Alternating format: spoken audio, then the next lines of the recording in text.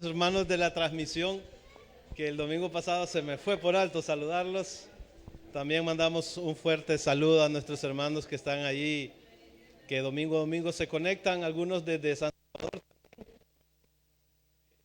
Les pegó la cobija y se quedaron en la transmisión. Así decimos allá, se pegó la colcha, ¿verdad? Que no alcanzamos a despertarnos a tiempo para venir al culto, pero qué bueno tener a nuestros hermanos en la transmisión, y de seguro por ahí está Rodrigo, así que un saludo para Rodrigo también, ¿verdad? Ahí me está controlando todo lo que les voy a decir. Qué bueno verles, hermanos, qué bueno verles y que podamos juntos adorar al Señor, ¿verdad? Como lo hicimos esta mañana a través de las alabanzas. Pero quiero pedirte que también puedas adorarle con tu atención, ¿verdad? Que podamos hoy, esta mañana, aprender de la palabra de Dios. El Señor me ha dado el privilegio de poder venir a platicarles de la palabra. Algunos de ustedes ya me conocen, quizás la mayoría, ¿verdad? Soy Israel Linares, algunos no me conocen bien, y el Señor me permitió estar 3 años acá como misionero, y tuvimos que regresar por algunas circunstancias a El Salvador. Allá estamos sirviéndole al Señor también en nuestra iglesia Vida Nueva. Allá tenemos 4 campus. Yo estoy en uno que es un campus al noreste de San Salvador, al noreste de San Salvador. Estamos ahí con otro pastor, César Mónico, que algunos le conocieron en la campaña que tuvimos en agosto, ¿verdad? Ahí estamos sirviéndole al Señor siempre. Así que vamos, hermanos, a la palabra del Señor. Y como sabes, estamos estudiando la primera carta a los tesalonicenses, la primera carta a nuestros hermanos de Tesalónica del primer siglo. ¿Y qué nos va a enseñar este pasaje? ¿Qué nos va a enseñar este pasaje que vamos a estudiar ahora? Vamos a ir desde el versículo 13 del capítulo 4 hasta el versículo 4 del capítulo 5. Ahí vamos a estar. Así que por favor ve alistando tu Biblia allí en primera de Tesalonicenses 4, versículo 13 hasta llegar al versículo 4 del capítulo 5. Ahí vamos a estudiar esta mañana la palabra del Señor. ¿Y qué nos va a enseñar ese pasaje? ¿Qué nos va a enseñar a estar leyendo ese pasaje? Nos va a enseñar acerca de la resurrección. Vamos a hablar de la resurrección de los creyentes, la resurrección que vamos a tener los creyentes. Pero al hablar de la resurrección podemos pensar que al estar pensando en este tema, hermano, eso es una línea directa a una vida con esperanza. Si tú crees en la resurrección de Jesús, la Biblia dice que los creyentes vamos a resucitar también. Vamos a ser llevados con Jesús. Nos vamos a reunir un día con Jesús, va a decir la palabra de Dios esta mañana. Eso debe darte esperanza.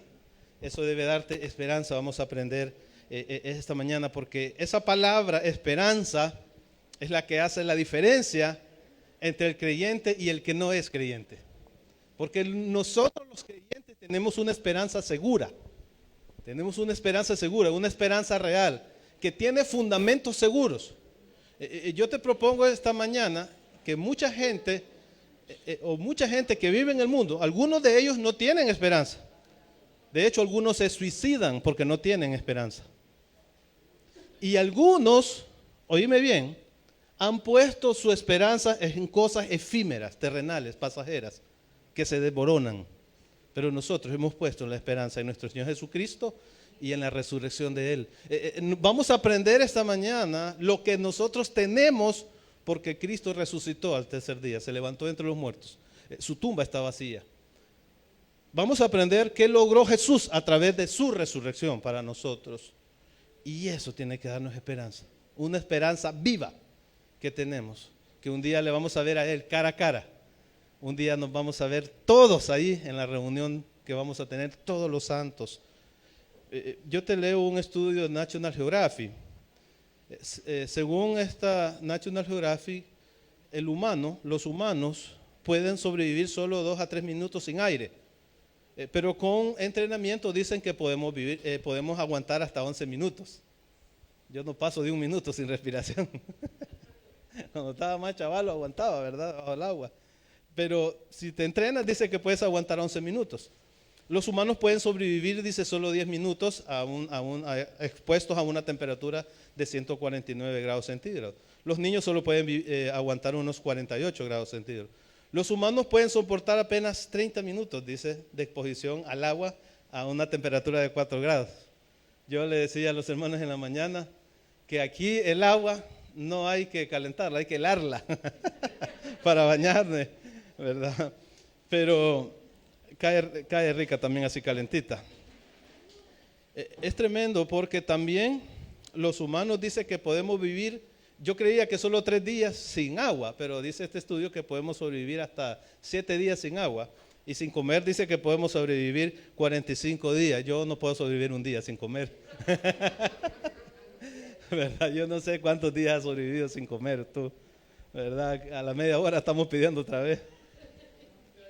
Ahora bien, yo te hago esta pregunta.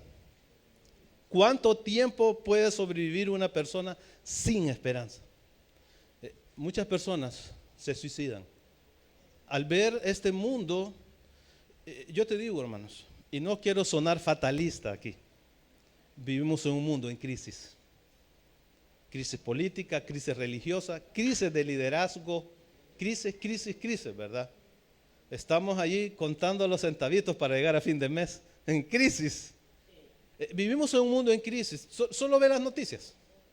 Solo ve las noticias. Lo que acaba de estar sucediendo en Estados Unidos, ¿verdad? Con este huracán. Crisis de la naturaleza. Porque el ser humano, hermanos, está destruyendo la naturaleza de Dios. Vivimos en un mundo en crisis, pero aún que vivamos en este mundo en crisis, si tú tienes la esperanza de Jesús en tu vida, tú puedes experimentar gozo y paz y tranquilidad, que solo Dios nos puede dar en medio de esto. Pero no se puede vivir sin esperanza. Algunos viven con una esperanza efímera puesta en las cosas de este mundo, puesta en hombres, puesta en organizaciones. De hecho, el hombre cree que puede arreglar la situación mundial. Este mundo no vive en paz. No tienen paz y buscan la paz y seguridad. La va a llegar a tener momentáneamente, pero vamos a aprender ahora que cuando el mundo diga paz y seguridad, va a venir sobre ellos, dice la palabra, destrucción repentina. Y lo vamos a ir estudiando. Pero nota este estudio que hizo este neurocientífico llamado Tali Sharot. Él es un neurocientífico que argumenta que la esperanza es tan esencial para nuestra sobrevivencia que está programada en nuestro cerebro. Esto es según un estudio, hermanos, que ha hecho un neurocientífico. Esto es un estudio secular, digámoslo así. Dios ha puesto en nuestro cerebro la esperanza. La pregunta de esta mañana es, ¿en quién tienes puesta tu esperanza? Esa es la gran diferencia. De hecho, este pasaje habla que la gran diferencia entre el que cree y el no cree es la esperanza. Es la esperanza. Y dice que está puesta y está programada en nuestro cerebro y que puede ser la diferencia entre vivir una vida más saludable versus una vida atrapada por la desesperación.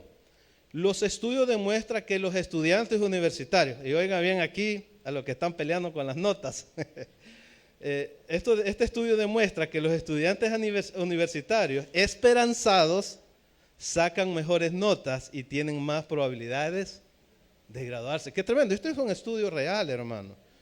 Pero también pasa con los atletas. Los atletas esperanzados se desempeñan mejor en el campo, se entrenan mejor, se enfrentan mejor, a las lesiones y tienen una mayor adaptación mental cuando las situaciones cambian. En un estudio a los ancianos, aquellos que dijeron que sentían desesperados tenían más del doble de probabilidades de morir durante el periodo de seguimiento del estudio que les hizo este neurocientífico.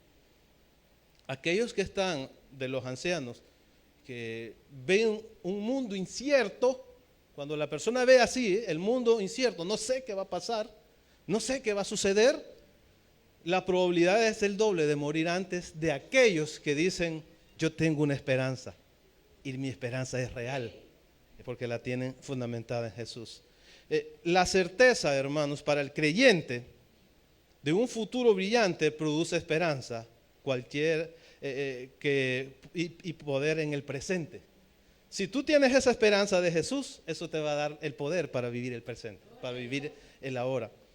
¿Sabes por qué? Porque en la época en que fueron escritos los libros de la Biblia, de hecho, donde se desarrolló la historia de la Biblia, era un mundo sin esperanza.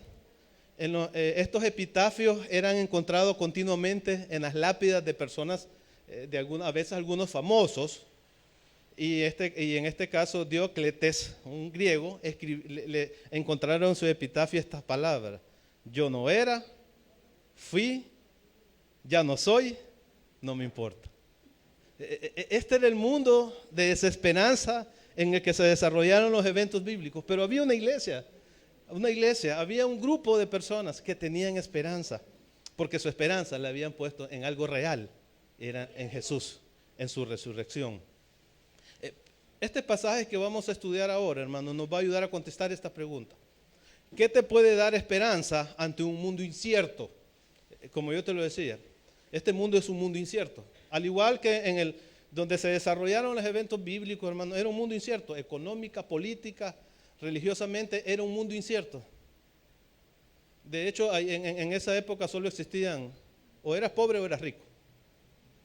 De hecho, en la época donde se desarrollaron los eventos bíblicos, donde se desarrolló la historia de la iglesia, hermano, habían muchos profesionales que eran esclavos, preferían ser esclavos porque por lo menos ahí tenían el techo y la comida. Ese era el mundo. En algunos momentos te hemos dicho también, ser mujer en ese mundo era completamente difícil, porque la mujer solo era visto como un objeto sexual, como alguien que solo podías ocuparla para la casa. Pero es un mundo bastante parecido al de nosotros. Es un mundo incierto, pero en medio de este mundo incierto, ¿cómo yo puedo tener esperanza? Este pasaje nos va a enseñar. Ven conmigo, por favor, al libro de Tesalonicenses, capítulo 4. Versículo 13 en adelante. Déjame que llego y lo leemos. Vamos a leer los primeros versículos para luego seguir con el estudio. Versículo 13 dice: tampoco queremos, hermanos, que ignoréis acerca de los que duermen, para que no entristezcáis como los otros que no tienen esperanza. Porque si creemos que Jesús murió y resucitó, así también traerá Dios con Jesús a los que durmieron en él. Por lo cual os decimos esto en palabra del Señor, que nosotros que vivimos, que habremos quedado hasta la venida del Señor, no precederemos a los que durmieron. Padre, esta mañana, al estar meditando en tu palabra, te rogamos, Señor, que nos des el corazón para recibirla, Señor, con mansedumbre. Y que esa palabra, Señor, quede implantada en nuestros corazones. Y podamos salir esta mañana de aquí gozosos de escuchar tu palabra y de recordar las promesas que tú tienes para nosotros, Señor. Porque este pasaje nos enseña que vamos un día a encontrarnos contigo en las nubes, Señor, y estaremos para siempre con el Señor. Gracias, Padre. En el nombre de Jesús, bendícenos esta mañana. Amén.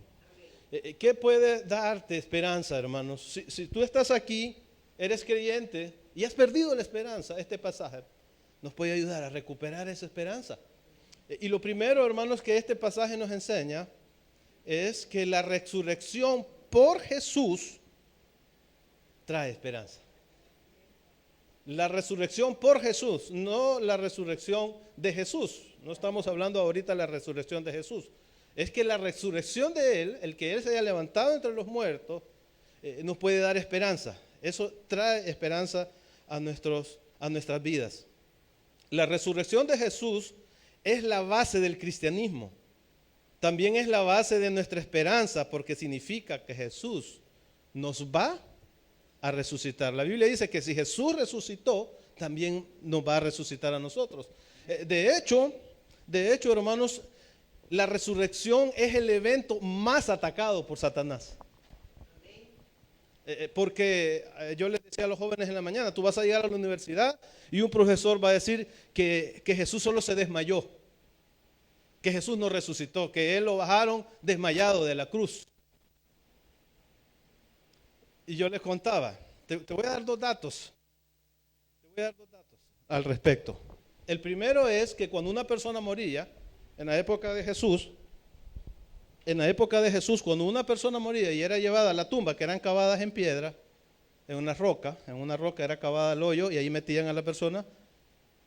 Esa persona le ponían una mortaja, que es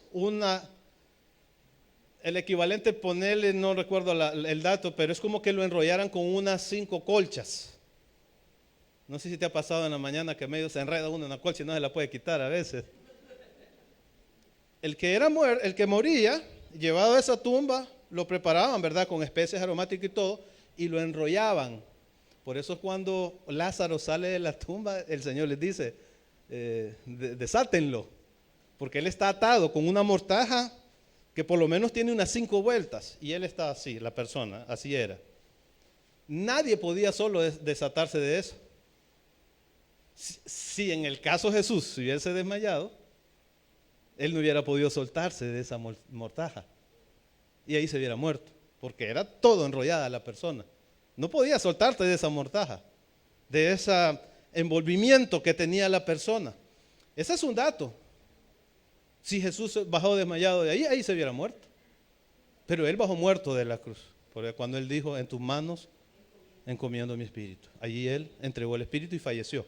Y fue llevado y fue como cualquier otro muerto de esa época, enrollado, preparado y metido en esa tumba. El segundo elemento es que rodaban una piedra para tapar el hoyo de la tumba. Esa piedra no la podía mover un solo hombre. Mínimo tenían que mover las 4 personas. Y si Jesús fuera un hombre, él movía esa piedra. Pero no, nadie podía mover esa piedra. Además de eso, y aquí te doy otro dato, fue puesto un sello sobre la tumba. Era un sello romano. Nadie podía violar ese sello. Llegó un ángel, ¿verdad? Y tú sabes la historia de la resurrección, y movió la piedra. Pero la resurrección es el evento más seguro que tú puedes creer. Es el evento más seguro. Y ese evento, hermano, nos trae esperanza y significado a la vida, porque Él nos va a resucitar. De hecho, Pablo lo recuerda en 1 Corintios. Porque si no hay resurrección de muertos, tampoco Cristo resucitó, dice Pablo. Y si Cristo no resucitó, vana entonces en nuestra predicación, vana también en nuestra fe. Agarremos nuestros tiliches y vámonos para la casa. Si Jesús no hubiese resucitado, hermano, no tuviera sentido que tú y yo estuviéramos acá. Pero tiene sentido. Y estamos acá porque creemos en la resurrección de Jesús. Y eso, hermano, nos da esperanza ante un futuro incierto. La resurrección de los muertos no es otro elemento importante del cristianismo, es el elemento más importante, hermanos. Nuestra fe se fundamenta en la muerte y en la resurrección de Jesús. Estamos hoy aquí reunidos, congregados, adorando a nuestro Rey, porque creemos que Él está allá sentado a la diestra del Padre, que no murió. Tú vas a Israel y vas a la tumba de Jesús, está vacía. Ve a la tumba de cualquier líder político y religioso que este mundo ha tenido. Y ve a la tumba y vas a encontrar los huesos de esos líderes allí. Pero ve a la tumba de Jesús y esa tumba está vacía. Porque nuestro Señor resucitó y eso trae esperanza a la vida del creyente, porque es el evento más importante del cristianismo. Algo muy importante que Pablo nos va a enseñar acá, hermanos, es que por la muerte de Jesús, por la resurrección de Jesús, la palabra muerte fue cambiada ahora a que los creyentes dormimos. Si tú leíste conmigo, versículo 13, tampoco queremos, hermanos, que ignoréis acerca de los que duermen. El creyente, cuando parte de esta vida, su cuerpo duerme, pero su espíritu va con el Señor. De hecho, es lo que la raíz de la palabra griega para dormir es kemai, que significa acostarse. Es lo que el creyente ha hecho, se acuesta para dormir. Y la palabra para resucitar es anistemi, que proviene de 2 palabras, istemi, que significa ponerse de pie, y ana, que significa arriba. A causa de la resurrección, el cuerpo del creyente no muere, sino que duerme, porque algún día será puesto en pie. Un día, hermanos, vamos a escuchar la voz de Dios. Aquí lo vamos a leer más adelante y los muertos en Cristo van a resucitar. Pero Pablo nos dice algo, 2 Corintios 5:8. Porque confiamos y más quisiéramos estar ausentes del cuerpo y presentes al Señor, ¿verdad? Es lo que sucede. Estamos en el cuerpo en la tierra, pero presentes en el Señor. Hechos 7, 59, 60, al estar siendo Esteban apedreado, dice, mientras él invocaba y decía, Señor Jesús, recibe mi espíritu, y puesto de rodillas, clamó a gran voz, Señor, no les tomes en cuenta este pecado. Y habiendo dicho esto, durmió. Eso es lo que Jesús cambió, hermanos. La palabra muerte a dormir. Eso es lo que ahora va a pasar con nosotros cuando un día vayamos a la tumba. Cuando un día se estén echando los tamalitos en nuestro honor. ¿Verdad? No sé qué dan aquí, allá dan tamales o los nacatamales. Nuestro cuerpo va a ir a la tumba, pero nuestro ser, que es el alma, el espíritu, va a estar con el Señor para siempre. Para siempre. Es el triunfo sobre la muerte, hermanos. Mira lo que Pablo dice en la parte B del versículo 13. Dice acerca de los que duermen, para que no entristezcáis como los otros que no tienen esperanza. Ahora, cuando parte un ser querido, lógicamente hay dolor, hay sufrimiento por esa separación momentánea. Pero el problema, hermanos, es que si una persona muere, yo he podido estar en algunos entierros, algunos sepelios, algunos funerales de gente no creyente. Y la gente llora amargamente. Máxime cuando alguien se ha portado mal con mamá o papá. Porque piensan que no le van a volver a ver, porque piensan que ahí se acabó todo. Para el creyente no se acaba todo, hermanos. Cuando un familiar de nosotros parte a la presencia del Señor, tenemos la esperanza que un día le vamos a ver. Si tú tienes familiares creyentes que han partido con el Señor, un día le vamos a ver, vamos a estar. Y Pablo hace la diferencia a los otros que no tienen esperanza, dice. El mundo no tiene esperanza, tú y yo tenemos esperanza, una esperanza segura. Ahora, a causa, ¿verdad?, del pecado entró la muerte, va a decir Romanos 6:23, porque la paga del pecado es muerte, mas la dádiva de Dios es vida eterna en Cristo Jesús, Señor nuestro. Dios no nos creó, hermanos, para que muriéramos y experimentáramos esta separación. Yo sé que duele, ¿verdad?, cuando un ser querido parte. Pero Dios no nos creó con ese propósito. A causa del pecado, entonces la muerte entró al mundo. Pero a causa de Cristo, ahora entró la vida. Y ahora podemos tener esa esperanza. 1 Corintios 15, 55 al 56 dice, ¿dónde está, oh muerte, tu aguijón? ¿Dónde está, oh sepulcro, tu victoria? Ya que el aguijón de la muerte es el pecado y el poder del pecado la ley. Cuando Jesús murió, hermanos, la abeja de la muerte dejó su aguijón en Jesús, pero quedó allí, ya no puede picar. Tú sabes que eso sucede con las abejas, ¿verdad? Cuando ellas pican, ahí queda el aguijón. ¿Y qué sucede con la abejita? Se muere, porque ella pica y deja el aguijón. El aguijón, hermanos, la abeja de la muerte picó a Jesús y quedó el aguijón allí y murió. Ahora la muerte ya no tiene poder sobre los creyentes, no sobre la muerte física, sino por la muerte segunda que dice la Biblia. Tú la lees en Apocalipsis 20. En Apocalipsis 20 dice que ahí está la muerte segunda, que es el lago que arde con fuego y azufre, donde van a ser lanzados aquellos que no conocieron al Señor. Pero tú y yo ya no somos afectados por la muerte segunda. Ya la muerte no tiene poder sobre nosotros. ¿Es fácil la muerte? No. Muchas veces, cuando se sufre, ¿verdad?, para morir. Pero no debe preocuparte morir, hermano. No le debes tener miedo a la muerte.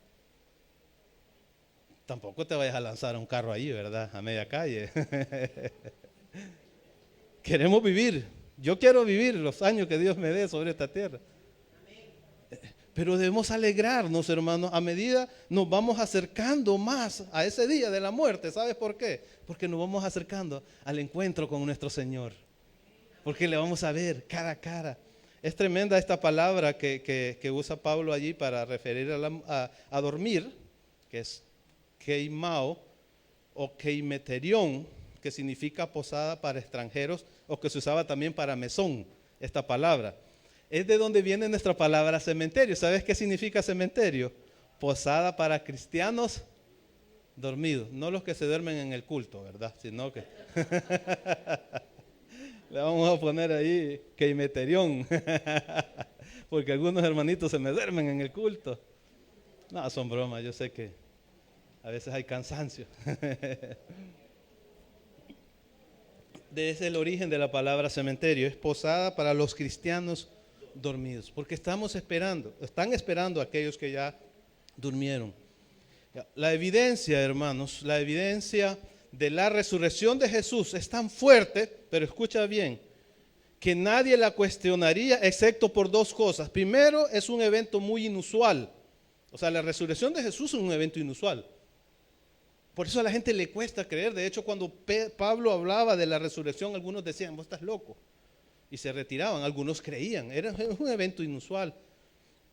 Pero Cristo, como he señalado, las primicias, cuando Él resucitó, dicen que algunos sepulcros de los santos, dice Mateo, fueron abiertos. Porque Jesús cambió, y aquí no me quiero poner muy teológico con esto, pero el lugar de los muertos, antes en la Biblia es conocido como el Seol. Ese tiene 3 lugares. Tenía 3 lugares en la antigüedad, ahora solo tiene 2 lugares. Uno es donde estaba el seno de Abraham, donde iban los creyentes del Antiguo Testamento, en el seno de Abraham, y separado por una cima, con C, que es una profundidad. Tú recuerdas la parábola de Lucas, ¿verdad? Rico y Lázaro. Abajo, en lo más profundo, están los demonios, que no pueden salir. Pero habían 2 lugares en el seno de Abraham, el lugar donde estaban los que estaban con Abraham y en lugar los que estaban condenados. Cuando muere Jesús, él saca a la gente del seno de Abraham y se los lleva al paraíso. Y solo queda el lugar donde están los que van a ser condenados y el lugar donde están los demonios, más al fondo. Eso es lo que Jesús cambió, hermanos, a través de su resurrección. Por eso Él le dijo al malhechor que tenía a su lado derecho, te digo que hoy mismo estarás conmigo en el paraíso. El día que tú partas de esta tierra, si el Señor no ha venido y nos lleva, tú vas para el paraíso. Vamos para el paraíso, hermanos. Un lugar extremadamente inimaginable, donde no habrá dolor, tristeza ni llanto. No vas a tener que estar preocupado porque venga el recibo del agua y la luz, ¿verdad? El internet y todo eso, el del teléfono. Vamos a estar ahí para siempre con el Señor, y eso debe de transformar nuestra manera de vivir, hermanos. Porque si tú crees que Jesús resucitó y que ese evento sucedió, tu vida tiene que ser transformada. Ya no puedes vivir igual. Ya no puedes decirme, hermano, yo creo en la resurrección, yo creo que me voy a ir de Jesús, y vienes al culto como a los 3 meses. Hermano, yo creo en la resurrección y hermano, quisiera servir. Hay otro día, hermano. Entonces no crees en la resurrección. ¿O no crees? O no sé qué pasa con tu vida, hermano. Yo veo hermanos que les cuesta. Y si tú crees en la resurrección, hermano, debes estar dando fruto para el reino de Dios. Si tú crees para la resurrección, mire, queremos levantar más círculo de vida, queremos levantar más grupos de mujeres, queremos levantar grupos de hombres. Y a veces ¿a quién podemos poner? A tal hermano. No, no vienen del culto, me dicen los hermanos. Le digo al hermano Roberto, ¿a quién podemos poner? Ay, me dice, pero es que tiene la pinta, pero le falta, me dice. Si tú crees en la resurrección, tu vida tiene que ser afectada. Porque si no crees, entonces vas a vivir como el mundo vive. Con indiferencia, no quiero ir a la iglesia. A mí me da no sé qué, porque a veces cuando evangelizamos hay gente que me dice, yo ya acepté a Jesús, y lees tu Biblia. No. Yo ya acepté a Jesús y te congregas. No. Yo ya acepté a Jesús y hablas de Cristo. No. No has creído en Jesús. No has creído en la resurrección. Porque cuando crees en eso, ese evento marca la vida y te cambia por completo. Porque o una de dos, o crees o no crees. No podemos vacilar en 2 pensamientos. Mira lo que dice Romanos 6, del 5 al 8. Porque si fuimos plantados juntamente con Él, o sea, si sos creyente, mira lo que ha pasado, en la semejanza de su muerte, así también lo seremos en la de su resurrección. Sabiendo esto, que nuestro viejo hombre fue crucificado juntamente con Él, para que el cuerpo del pecado sea destruido, a fin de que no sirvamos más al pecado. La resurrección nos da esperanza para el futuro y poder para vivir en este presente como Dios quiere que vivamos. También, ¿qué más ha traído, hermano, la resurrección de Jesús? Es la traída de los muertos. Míralo como lo dice Pablo allí, versículos 14 y 15. Porque Si creemos que Jesús murió y resucitó, así también traerá Dios con Jesús a los que durmieron en él. Allí está la base y el fundamento de la fe cristiana. Jesús murió y resucitó al tercer día. Ese es el fundamento. Esos son los pilares donde está fundada la iglesia. Esa es la razón por la que tú y yo estamos hoy aquí predicando el evangelio. Esa es la razón por la que debemos levantarnos cada día. Esa es la razón por la que yo tengo que ir a la Biblia. Esa es la razón por la que yo tengo que hablar. Porque yo creo que Jesús murió, pero resucitó al tercer día. Se levantó entre los muertos. Y dice Pablo, Cristo resucitó. Así también traerá Dios con Jesús a los que durmieron en él. Por lo cual os decimos esto en palabra del Señor.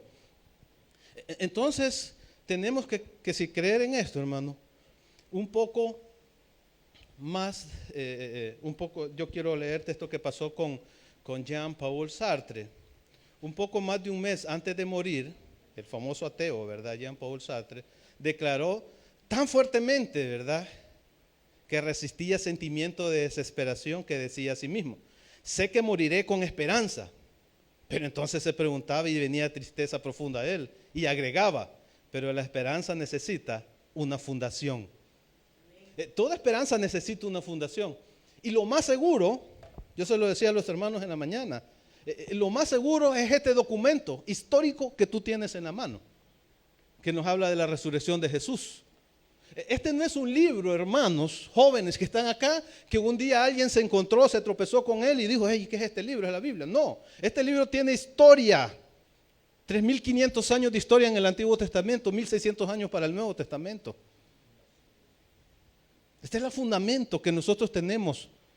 Hay 256 documentos antiguos que garantizan la veracidad de estos escritos. Estos escritos no se los encontró alguien que abrió un hoyo y lo encontró allí. Ve, este libro, aquí no hay fábulas ni cuentos. Esta es historia real, pura.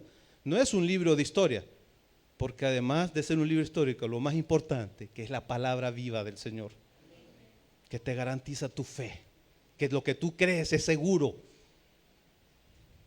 Esto. ¿Por qué digo esto, hermanos? Porque la Biblia ha sido atacada como falsa, ha sido atacada como escrita por hombres. La Biblia es la inspiración de Dios y yo puedo creer, confiar en ella porque es un libro histórico. Nuestra fe es histórica. La iglesia, hermanos, tiene más de 2.000 años de existencia. Ningún imperio ha durado lo que la iglesia ha vivido, hermanos.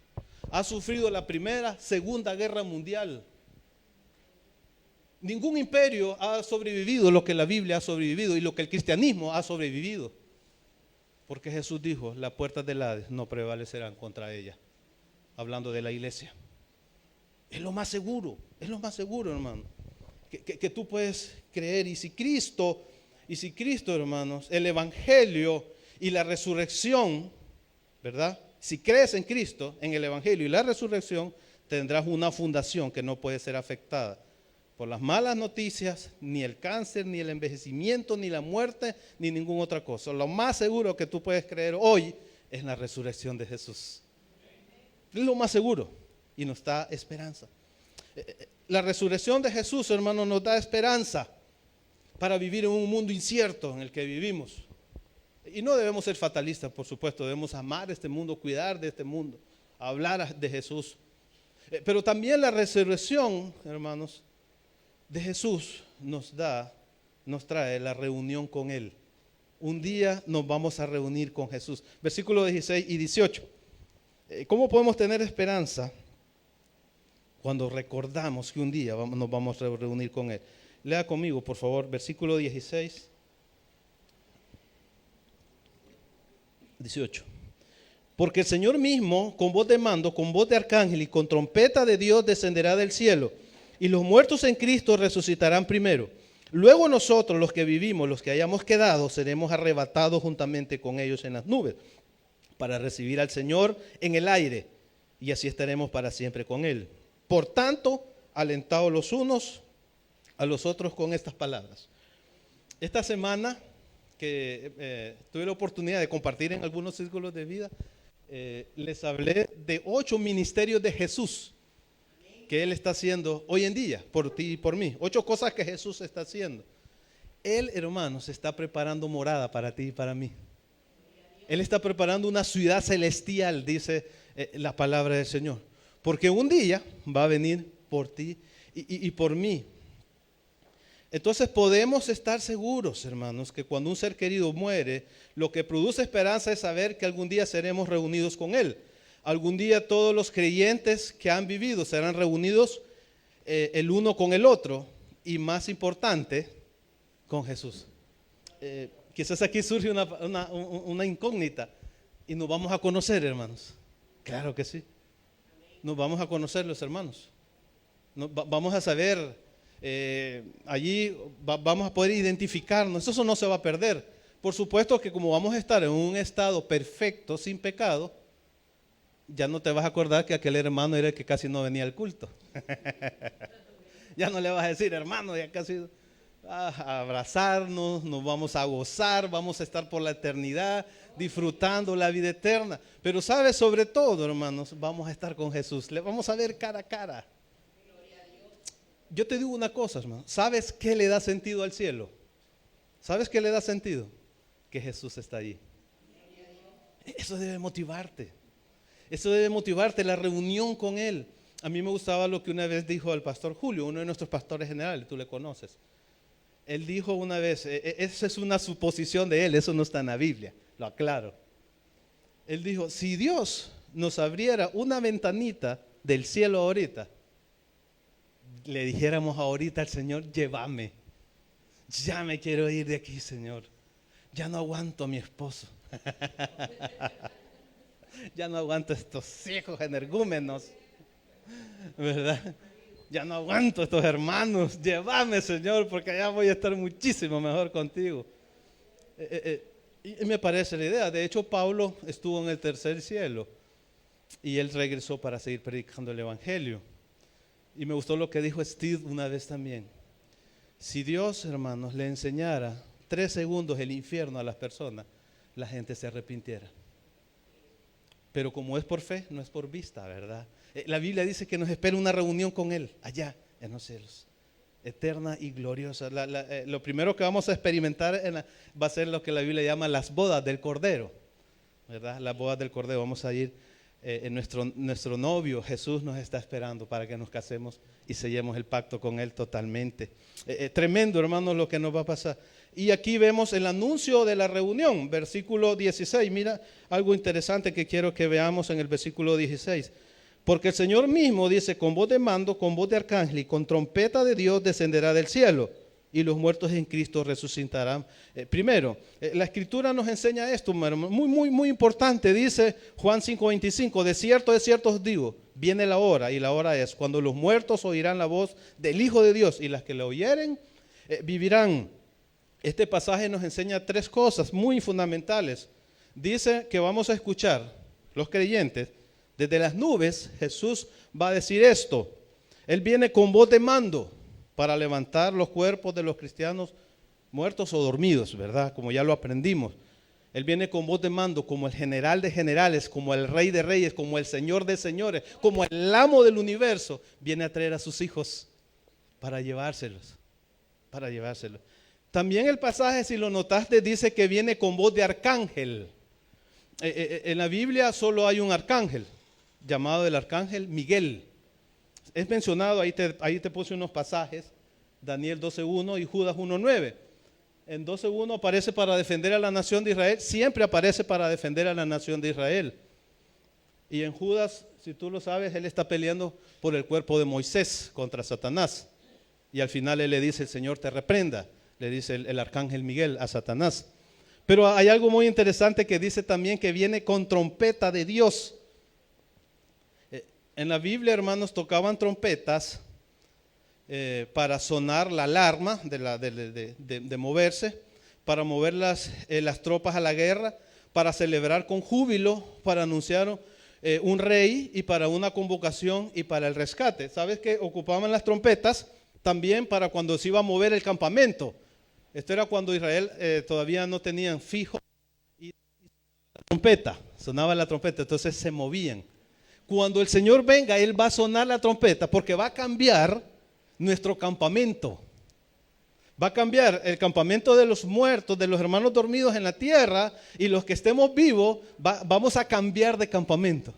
Nos vamos a ir a un nuevo campamento para el cielo, para estar con Él, para reunirnos con Él. Por eso dice que viene con voz de mando, con voz de arcángel, porque viene con voz de arcángel, porque inmediatamente la iglesia sea llevada. Yo te doy aquí rapidito cómo están sucediendo los eventos. Jesús vino, nació, murió y resucitó al tercer día. Han transcurrido 2000 años y esperamos un evento los creyentes, el arrebatamiento, nuestra reunión con Él. Ese es el evento que esperamos. Y de hecho, no hay señal para el evento. Tenemos señales para la segunda venida, cuando Él ponga otra vez los pies sobre la tierra. Y esas señales están cumplidas. ¿Sabes por qué Él no nos ha arrebatado todavía? Porque quiere que tus amigos y familiares se conviertan, que mucha más gente le conozca. Por eso no ha sucedido el arrebatamiento, porque Él quiere que ya estemos con Él, pero no nos lleva todavía, porque los eventos que la Biblia señala en Mateo 24, que señalan la segunda venida, cuando Él ponga por segunda vez los pies sobre la tierra, aquí no va a poner los pies sobre la tierra, dice que desde las nubes nos va a llamar. Esta no es la segunda venida, esta es cuando Él viene. Porque después, ya lo vamos a ver, la tierra va a quedar en tribulación y entra el arcángel Miguel a defender a la nación judía, porque Dios tiene promesas todavía con los judíos, promesas exclusivamente de ellos, no de la iglesia.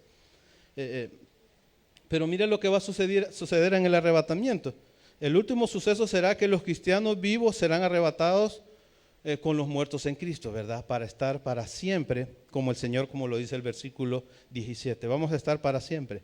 Y eso debe darnos gozo y alegría, hermanos. 1 Corintios 15, 51 y 52 dice: aquí os digo un misterio, no todos dormiremos, pero todos seremos transformados en un momento de un abrir y cerrar de ojos. A la final trompeta, porque se tocará la trompeta y los muertos serán resucitados incorruptibles y nosotros seremos transformados. Es un suceso tremendo, ¿verdad? Increíble. Yo le decía a los hermanos temprano, ¿te imaginas lo que va a suceder en ese momento? Cuando tú y yo seamos llevados. Imagínate que tú vienes en tu carro manejando. Y algunos he visto que le meten la chancleta al carro, ¿va? Eres manejando a 100 por hora ahí, ¿verdad? Carretera Sandino, algunos que viven por allá. No son bromas. Pero tú vienes en tu carro y en ese momento es el arrebatamiento y te vas con el Señor. O sea, seguro llevas pasajeros que no son cristianos, o el carro va a ir a chocar, hermano, seguramente, o va a irse a un barranco. ¿Te imaginas un piloto cristiano que va manejando ese avión con 260 pasajeros, algunos creyentes, otros no, y el piloto se lo lleva el Señor? Porque eso va a ser un abrir y cerrar de ojos. El mundo va a caer en un caos. El mundo va a quedar en un caos terrible. De repente viene el hermano Israel a predicar a Villanueva, Managua, y no haya ningún hermano. Se quedó el hermano Israel. Hoy no vino el hermano Roberto, el del refrigerio. ¿Quién nos va a dar refrigerio? Que si ya se fue con el Señor en el arrebatamiento. Qué tremendo va a ser, hermanos. Qué tremendo va a ser que hay gente que va a venir a la iglesia. ¿Y qué pasó aquí, verdad? No me avisaron que no había culto. Yo espero que no te suceda. Yo espero que no te suceda. Pero ese día, hermanos, la historia de la humanidad se vuelve a partir. Así como se partió con la muerte y resurrección del Señor, los eventos que van a marcar a la tierra después de que la iglesia es sacada de este mundo son catastróficos. Son catastróficos. Comenzando desde ahí, que la iglesia es llevada. Y los anuncios por todos los canales de televisión, gente desaparecida, a ver qué pasó, los raptaron. Algunos van a dar gracias a Dios que se los llevaron. Qué tremendo, hermanos. Pero para ti y para mí va a ser motivo de alegría, porque vamos a reunirnos con el Señor. Y eso nos da esperanza ante un mundo en crisis. Mira lo que dice Juan, y yo te lo decía. No se turbe vuestro corazón, creéis en Dios, creed también en mí. En la casa de mi Padre muchas moradas hay. Si así no fuera, yo os los hubiera dicho, voy pues a preparar lugar para vosotros. Y si me fuere y os prepararé el lugar, vendré otra vez y os tomaré a mí mismo, para que donde yo estoy, vosotros también estéis. Eso debe darnos ánimo. Eso debe darnos alegría. Por eso Pablo dice en el versículo 18, alegraos y alentaos con estas palabras. Por tanto, alentaos los unos a los otros con estas palabras, porque eso trae alegría. Yo te pregunto, cuando piensas en el arrebatamiento, en ese día que también le llamamos rapto, ¿te produce esperanza? ¿Te produce aliento o te produce temor? No me contestes, pero si eres creyente, te tiene que producir esperanza, no temor, mucho menos pavor. Al recibir a Cristo, el temor y pavor se convierten en esperanza y alegría, ¿verdad? Porque una palabra hace la diferencia, hermano, la esperanza, la que nosotros tenemos real y la que los que están allá sin Cristo no la tienen, y tenemos que hablarles del Señor. El último, hermanos, de los principios de esta mañana, al estar pensando qué me puede traer esperanza en un mundo en crisis, primero, la resurrección por Jesús. Segundo, la resurrección la reunión con Jesús. Y tercero, el rescate por Jesús. Vamos al capítulo 5. Yo te dije que íbamos a estar en el capítulo 5. Leamos los dos primeros versículos. Pero acerca de los tiempos y de las ocasiones no tenéis necesidad, hermanos, de que os escriba, porque vosotros sabéis perfectamente que el día del Señor vendrá, así como ladrón en la noche. Entonces, Pablo va a introducir un tema que los de Tesalónica no ignoraban. Ellos lo saben perfectamente, porque después del arrebatamiento, hermano, porque el arrebatamiento no es solo para resucitarnos y reunirnos con Jesús y otros creyentes, es para rescatarnos del día del Señor, el día cuando Dios derramará su ira sobre la tierra durante la gran tribulación.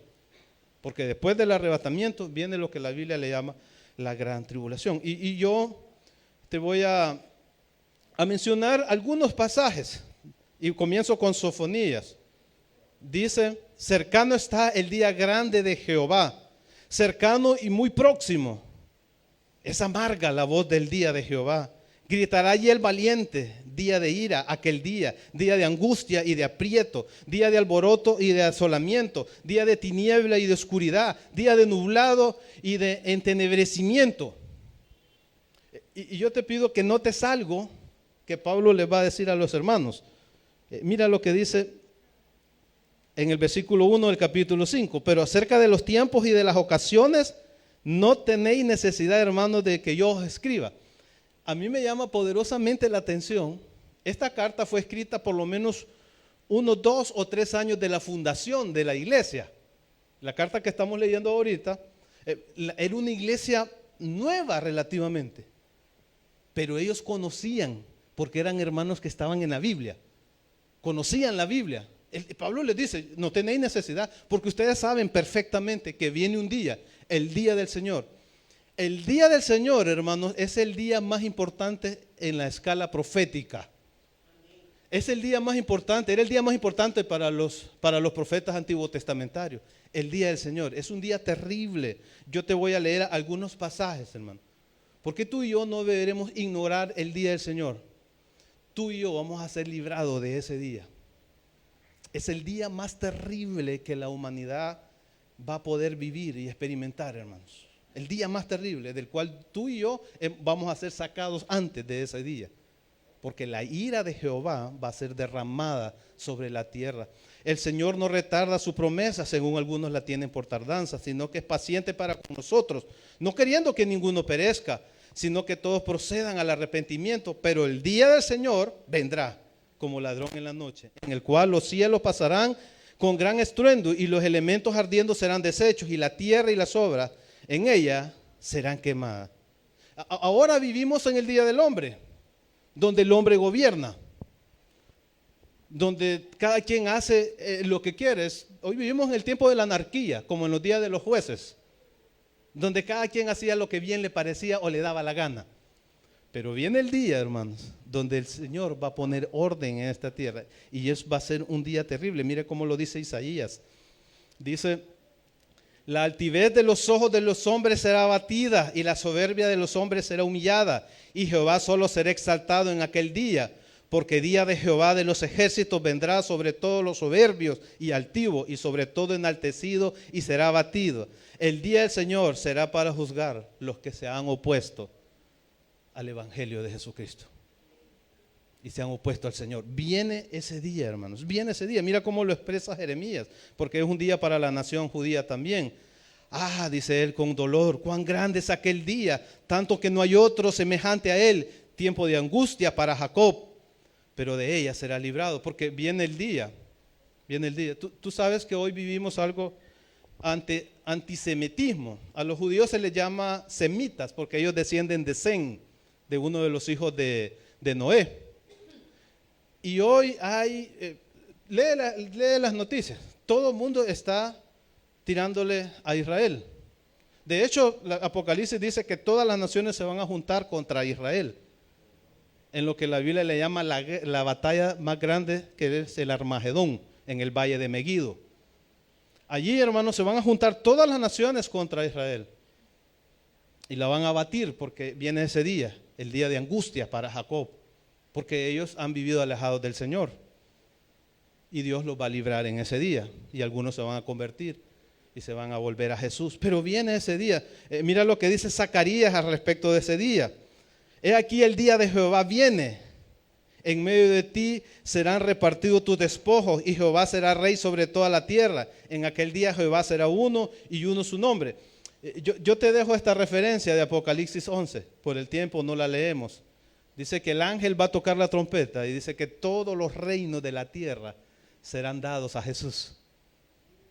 Y tú y yo vamos a venir allí en lo que la Biblia le llama el reino del milenio. Vamos a reinar 1000 años sobre la tierra con Él. Tú y yo vamos a venir porque ya nos ha llevado el Señor y regresamos para reinar. Y Jesús no viene, hermanos, a hacer elecciones. ¿Quién quiere votar por Él? No viene a hacer elecciones. Él viene a reclamar lo que es de Él, que la gente ha destruido, que la gente ha maltratado. Él viene a reinar y tú y yo vinimos a reinar, hermanos. Y eso debe darnos gozo y alegría, ¿verdad? El día del Señor será separativo. Algo que quiero que notemos acá al estar leyendo esto. La iglesia no pasará por en medio del día del Señor, porque será arrebatada como lo hemos visto antes, ¿verdad? Nota que dice que cuando digan y no que cuando digáis. Por favor, nota. Mire versículo 3, que cuando digan, Pablo se está dirigiendo a la iglesia, porque algunos creen que la iglesia va a pasar por la tribulación. Esa es una falsa enseñanza, eso no es una doctrina confirmada por la Biblia. Pablo dice que cuando digan, ¿quiénes van a decir digan? Pablo no le dice cuando digáis. Cuando la gente diga paz y seguridad, entonces vendrá sobre ellos destrucción repentina, como los dolores a la mujer encinta, y no escaparán. Pablo les está diciendo, viene ese día, pero no es ese día para ustedes, hermanos, es para los que no creyeron. Y Primera de Tesalonicenses 5:8 lo estudié, dice acá, porque no nos ha puesto Dios, ¿verdad? Más adelantito, para ira, sino para alcanzar salvación por medio de nuestro Señor Jesucristo. Cristo recibió la ira, hermanos, que nosotros merecíamos. No estamos puestos para ira.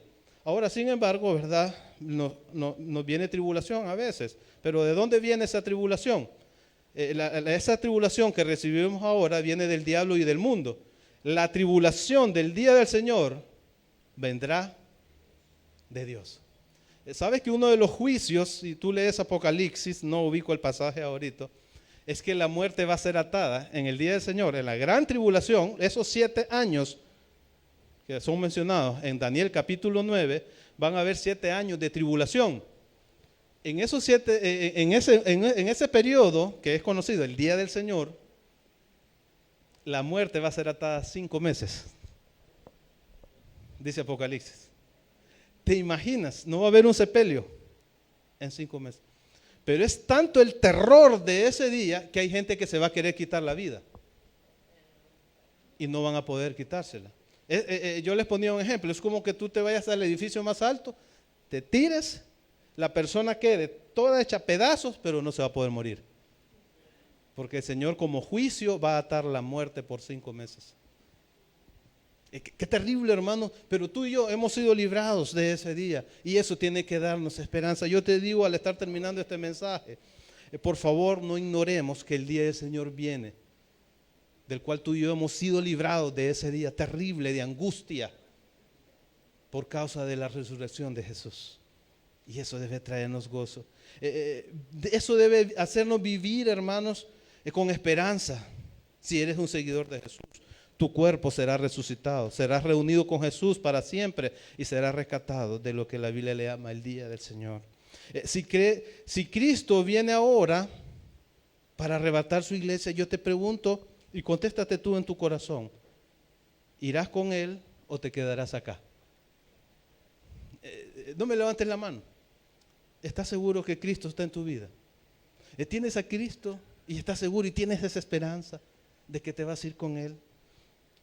Tres cosas hemos visto esta mañana, hermanos, al estar recordando qué puede darnos esperanza ante un mundo incierto. La resurrección por Jesús, la reunión con Jesús y el rescate por Jesús. Eso debe traernos esperanza ante un mundo incierto. Oremos. Señor, gracias porque nos das esperanza, Señor, porque tenemos una esperanza segura puesta en ti. Gracias, Padre, por cada hermano que esta mañana vino en el primer culto y en este segundo culto. Gracias por cada hermano que está conectado en la transmisión también y que han escuchado este mensaje de tu palabra, Señor, no el mensaje de Israel Linares o los mensajes que frecuentemente escuchan aquí a través de Rodrigo. Es el mensaje de tu palabra, Señor. Ese mensaje que nos trae esperanza a causa de la resurrección de Jesús. Podemos tener esperanza en un mundo incierto a causa, Señor, de que un día nos vamos a reunir contigo y que seremos rescatados de lo que la Biblia llama el día terrible de Jehová, que caerá sobre todos los malvados y perversos que nunca quisieron nada contigo, Señor. Dice tu palabra que no quedará ni raíz ni rama ese día, Señor, pero que nosotros brincaremos como becerros en medio de la manada cuando aparezca nuestro sol de justicia, cuando aparezca nuestro Señor en las nubes para llevarnos, y los muertos en Cristo resucitarán primero, y los que estemos vivos nos encontraremos contigo. Qué maravilloso, Señor. Qué maravilloso, Señor. Y eso nos trae esperanza en medio de un mundo incierto. Y mientras la iglesia ora, yo quiero hacer dos llamados esta mañana. Uno tiene que ver si tú no tienes a Cristo en tu corazón. Hoy le puedes recibir. Si tú no tienes esperanza, muy probablemente es porque no tienes a Cristo. ¿Te has dado cuenta esta mañana que no tienes a Cristo? Que lo que tenías es una religión, no una relación verdadera con Jesús. ¿Quieres entregarte a Jesús? Solo levanta tu mano ahí donde estás y dile: Señor, quiero entregarme a ti. ¿Quieres entregarte a Jesús esta mañana? ¿Te has dado cuenta que no lo tienes y por eso vives sin esperanza? Y quiero hacer un segundo llamado para los que ya somos creyentes. Probablemente vives sin esperanza porque te has olvidado de lo que la palabra de Dios dice. Ahora fortalécete en fe, sírvele al Señor, entrégate, porque la resurrección de Jesús tiene que cambiar tu vida. Tiene que cambiar. Si crees la resurrección de Jesús, tu vida tiene que cambiar y vivir entregado al Señor. Cada día, como el Señor dijo, si alguno quiere ser mi discípulo, niéguese cada día, tome su cruz y sígame,